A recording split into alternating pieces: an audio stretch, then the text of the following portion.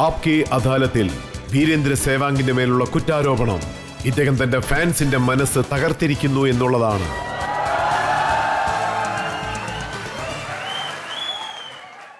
എന്ന് സേവാങ് സന്യാസം സ്വീകരിച്ചുവോ? Indian team south ആഫ്രിക്കയിൽ പോയി തോറ്റത് കണ്ട് ജനങ്ങൾ പറഞ്ഞു സേവാങ് ഉണ്ടായിരുന്നെങ്കിൽ അവരെ അടിച്ച് തകർക്കുമായിരുന്നു. ജനങ്ങൾ എന്താ പറയുന്നത് വെച്ചാൽ സേവാങ് ഉണ്ടായിരുന്നെങ്കിൽ ഡി വില്ലിയർസിന് ഉത്തരം നൽകുമായിരുന്നെന്ന്. പക്ഷെ പെട്ടെന്ന് റിട്ടയർമെന്റ് പറഞ്ഞ് താങ്കൾ ജനങ്ങളെ സങ്കടപ്പെടുത്തി.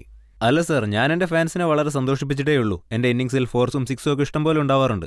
പക്ഷേ എനിക്ക് 30 വയസ്സായപ്പോഴേ തന്നെ ഞാൻ തീരുമാനിച്ചു 37ാമത്തെ വയസ്സിൽ ഞാൻ റിട്ടയർ ആവുമെന്ന്.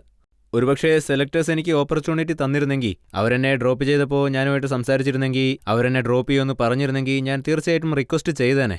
അതായത് ആ ഓസ്ട്രേലിയൻ സീരീസിലും പിന്നെ ദില്ലിയിലെ ലാസ്റ്റ് ടെസ്റ്റിലും എനിക്ക് ഈ അവസരം തന്ന ദില്ലിയിൽ വെച്ച് എനിക്ക് റിട്ടയർ ആവുമായിരുന്നു. പക്ഷേ അവരങ്ങനെ ചെയ്തില്ല, എനിക്ക് ഈ ഓപ്പർച്യൂണിറ്റി തന്നില്ല. പിന്നെ മറ്റൊരു ഭാഗത്ത് ഞാൻ കളിച്ചുകൊണ്ടിരിക്കുമ്പോൾ തന്നെ റിട്ടയർ ആയി എന്നൊരു വേദനയും ഉണ്ടാവും. ബട്ട് ഒരു സ്പോർട്സ്മാൻ്റെ ലൈഫിൽ ഇതും ഒരു വേദനാജനകമായ പാർട്ടാണ്. അവർക്ക് കളിച്ചുകൊണ്ടിരിക്കുമ്പോൾ എപ്പോൾ നിർത്തണമെന്ന് മനസ്സിലാവില്ല. പക്ഷേ ഡ്രോപ്പ് ചെയ്യപ്പെട്ടതിന് ശേഷമാണ് അവർ തിരിച്ചറിയുക.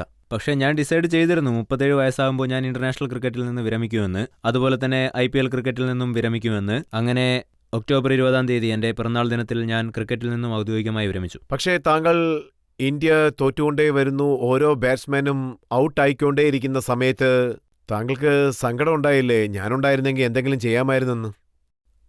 അല്ല സർ, ഞാൻ ഒരുപാട് തവണ ഔട്ടായിട്ടുണ്ട്. ഞാനും ഒരുപാട് എൻ്റെ ഓഡിയൻസിനെ ഡിസപ്പോയിന്റ് ചെയ്തിട്ടുണ്ട്. അവരെൻ്റെ ബാറ്റിംഗ് കാണാൻ വന്നപ്പോൾ 0, 2, 10, 20 റണ്ണിനൊക്കെ ഞാൻ ഔട്ടായിട്ടുണ്ട്. ഇതൊക്കെ ക്രിക്കറ്റ് ലൈഫിലെ ഒരു പാർട്ട് മാത്രമാണ്. പറയുന്നത് വെച്ചാൽ ഇന്നുള്ള ക്രിക്കറ്റ് പ്ലേയേഴ്സ് ഒക്കെ ഭജന പാടുകയാണെന്ന്. പാലൻകാരെ ഗുഞ്ചൻ ഗുഞ്ചൻ ബഹാരെ, നിങ്ങളല്ലാതെ ഞങ്ങൾക്ക് വേറെ ആരാണ്?